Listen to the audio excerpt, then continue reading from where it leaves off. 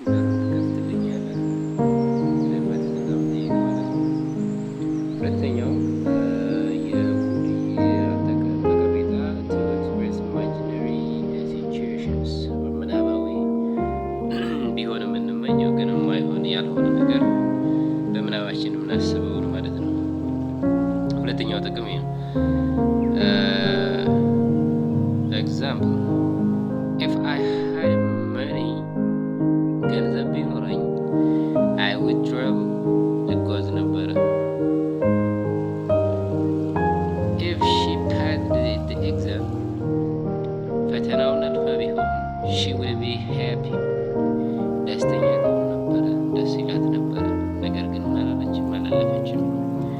ይህ ሁለተኛው ጥቅም ነው።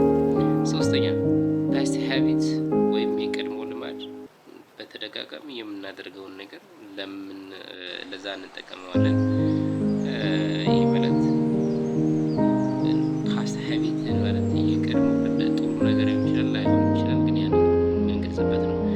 we use it to talk about repeated action in the past ይህ ለምን እንጠቀም ባለፈው ጊዜ በተደጋጋሚ የምናደርገውን ነገር የምንገልጽበት ነው። ኤግዛምፕል when I was a child ልጅ ባለሁ ጊዜ I would play football every day በየቀኑ ኳስ እጫወት ነበረ። ይህ ምሳሌ ነው። አራተኛ I reported same speech የሆነ አካል እንደዚህ ብሏል ብሎ ለመናገር መልእክት አስተላልፏል ብሎ የሆነን አካል መልእክት ለተሰበሰበ ወይም ለተገኘው አካላት መናገር ወይም ማቅረብ የሌላን ሰው ንግግር ወይም መልእክት ማለት ነው። we use would when reporting the future from the past. Example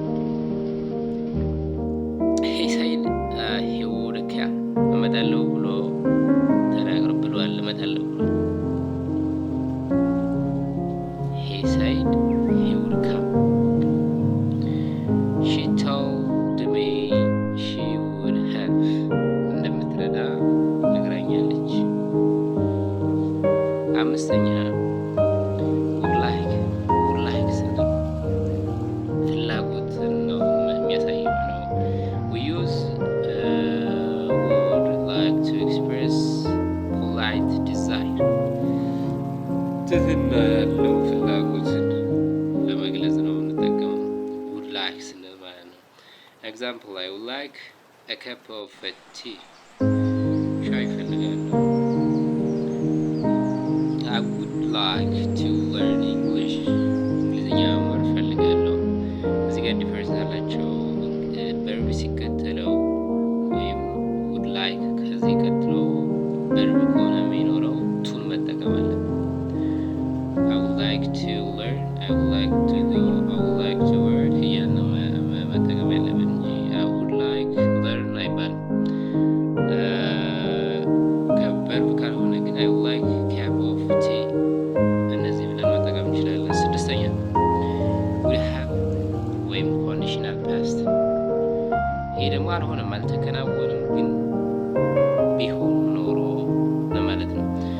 would have we use would have for something that did not happen in the past ባለፈ ጊዜ ያልሆነ ያልተከናወነ ነገር ለመግለጽ I would have gone but I was busy መሄድ ፈልግ ነበረ፣ ሄድ ነበረ፣ ነገር ግን በዛን ሰዓት ምን ነበር ቢዚ ነበርኩ፣ ስራ በዝቶብኝ ነበረ፣ አልሄደም ስራ ስለበዛበት፣ ግን ሄድ ነበር ማለት ነው እያለ ያለው።